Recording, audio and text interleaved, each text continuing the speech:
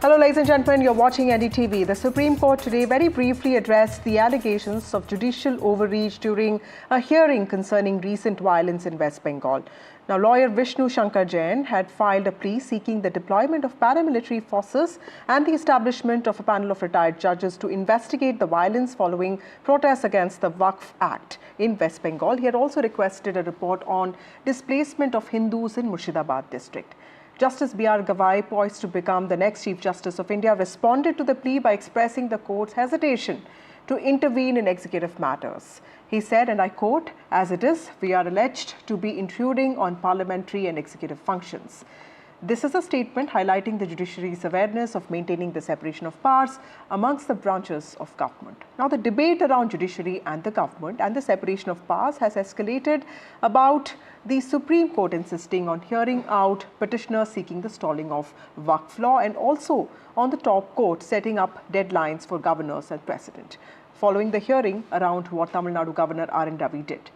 Now, subsequently, BJP leader Nishikant Dubey made some remarks on the Supreme Court's role in making law, saying that there's no need for the parliament to function if it's the Supreme Court that is making all laws in this country. And several opposition leaders voiced their disappointment over these remarks. The Vice President also made certain comments. What followed was also BJP leaders hitting back at the opposition, pointing out how this is not the first time that such remarks have been made on the judiciary. In fact, BJP also pointed out that the Congress Prime Ministers also did similar things. Now, the BJP has distanced itself from the comments made by its members on the judiciary, calling them personal views. Well, in the debate around separation of powers, how justified it is, the allegation of judicial overreach, what is going to be the political fallout of this controversy, that's what we discuss tonight. Starting with this special guest that I have, senior advocate at the Supreme Court of India, Siddharth Luthra, joining me now. Mr. Luthra, thank you so much for your time. Always a pleasure to have you on the show, sir. My first question to you, there are a number of laws that are facing legal scrutiny now. There are also voices such as the Vice Presidents and of course a few other MPs who have talked about courts interfering with the way laws are made in this country. In your view, how justified are these allegations of judicial overreach? So let's understand one thing. The whole job of the courts is to strike down laws which are not in consonance with the Constitution. Strike down laws on the concept of arbitrariness or breach of the fundamental rights, or even manifest arbitrariness, which are concepts which have been evolved. I would ask all these venerable gentlemen and ladies, how many times have they gone to the court to get justice, either in their professional capacity or in their personal capacity? Were they so unhappy with the courts in their previous avatars that today they're complaining about the courts? That's the first thing. The second thing is, if the courts fail to scrutinize, then it is a breach of the oath judges take on the Constitution, and that's something we must understand. Thirdly, there has always been a talk of judicial overreach, but please remember, go back to the 1980s. In the late 70s and the 80s, we developed a concept called social action litigation or public interest litigation. This was a concept which was evolved in the court where they diluted the concept of local standard because they felt that there are people who don't have access to justice, who can't reach the court or otherwise, that there are important issues which needs to be highlighted where it is an issue of breach of a fundamental right or breach of the constitutional principles and constitutional norms. So you had this issue regarding the right to life, the right to liberty, the right to, food. And as a result of this, you even had the development and addition to the Constitution of the right to education. So all these rights have come out. The right to privacy is one such right which was argued. So all of these things have evolved over a period of time. And the Constitution is a text which is not cast in stone, but it is a living text which the courts keep adding to, sometimes by innovation, sometimes by creativity and by interpretation. So that's the task of the courts. So to talk about judicial overreach is, I think, a little unfortunate. And I must say one more thing since we are speaking on this topic. There's a very, very important thing which you must consider. Let us just look at the larger perspective. Today we are talking about, and let's look at Tamil Nadu as an example. Today we are talking about a situation where the governance in the state was at a standstill. What would you have your courts do? Sit back, sit idle? Shouldn't those holding constitutional posts hold themselves accountable to their duties under the Constitution? And if Right. they don't, do the courts not have a duty to intervene? Right, Mr. Luthra, so you would say that the Supreme Court, using powers under Article 142 of the Constitution, that intervention to resolve a standoff between Tamil Nadu government and Governor R.N. Ravi over delay in granting assent to bills, you think that was valid and necessary? Yes, of course. What would you have the court do? Sit by while the governor stops governance in a state? What is legislation? Legislation is the voice of the people hold through a legislative body. Legislation, I mean, imagine, let's look at another example. Let us say in a given situation, the president withholds assent or refuses to act on a file. The legislation is passed. The Council of Ministers, headed by the Prime Minister, give a recommendation, and the President says, I don't want to act. Is governance not going to break down? Then what do we do?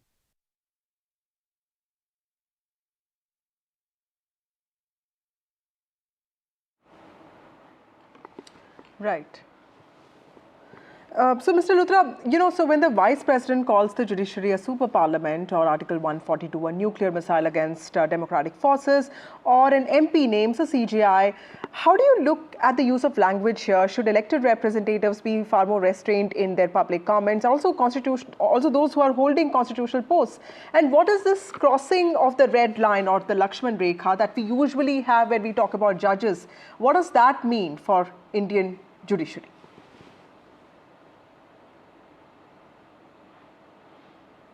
On a lighter note, I must tell you, I remember losing it 2 cases. I may have won some, but I remember losing a case in 2008 to the VP. If he feels so badly about the judiciary, let's both go and ask for a review of that judgment.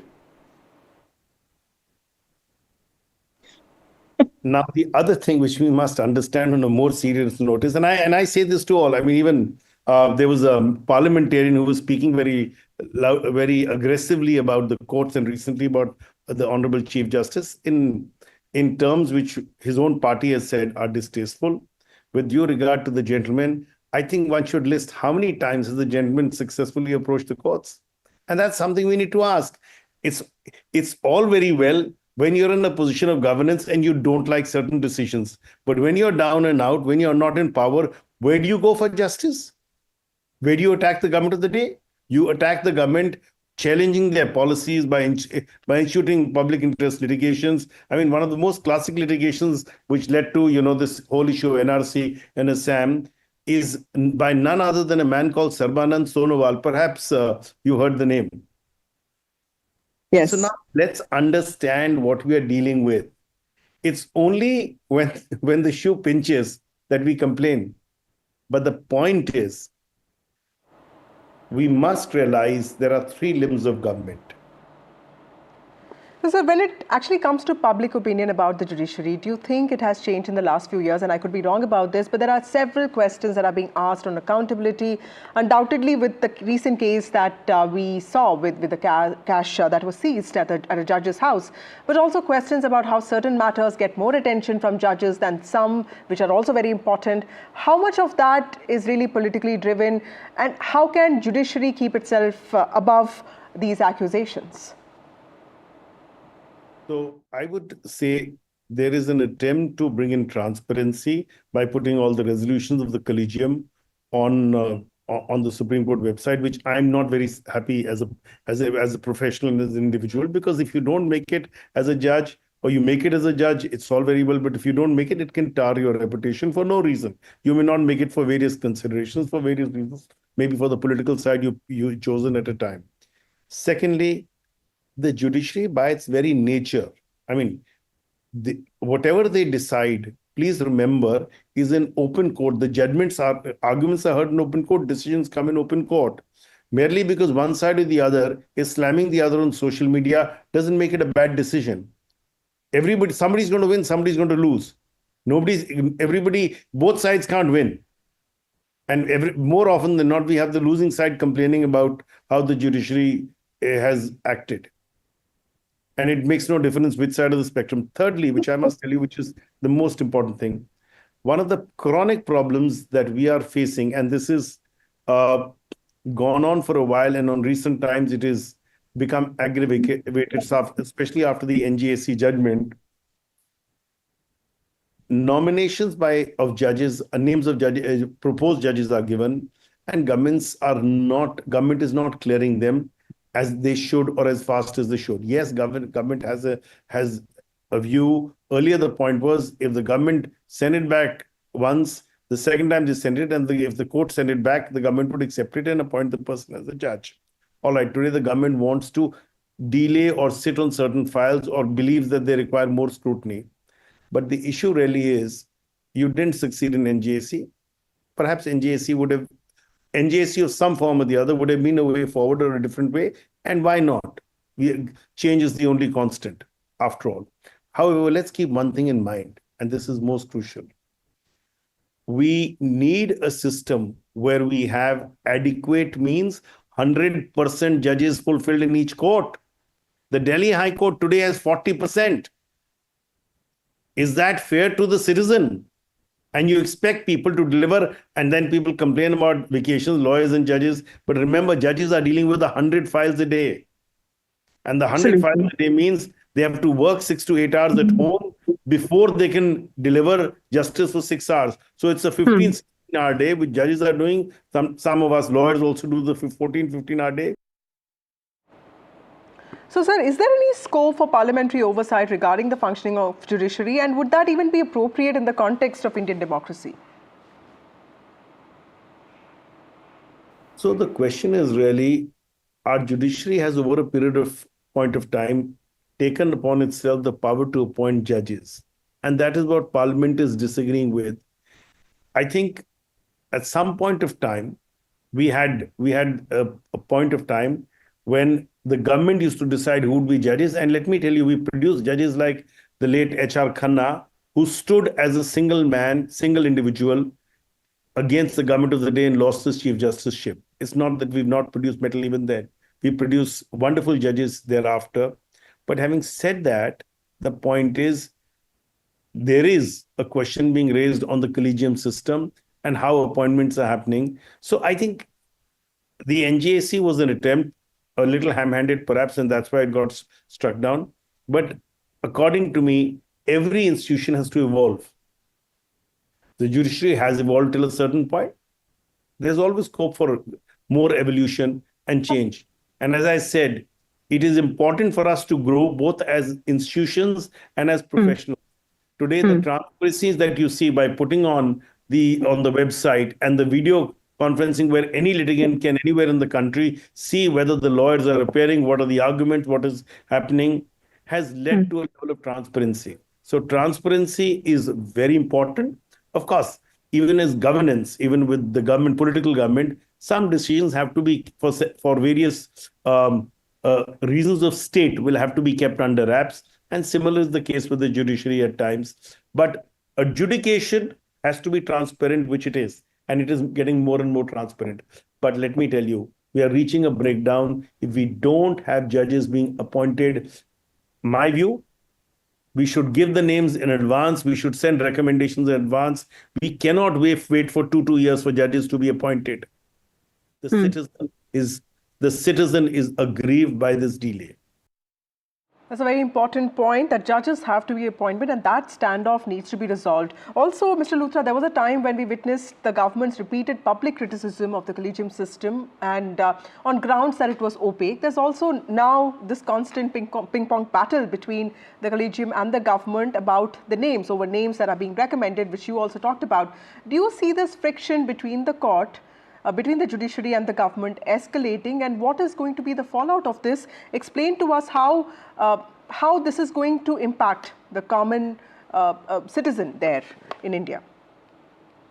The fallout of this, ma'am, is that your justice delivery system, which is already getting impaired with the burgeoning dockets with large number of cases which are not being adjudicated, are going to increase. and the citizen doesn't know that it's pending at the hands of the government or at the hands of the judiciary, the citizen only wants justice. The citizen only wants that his or her case gets decided.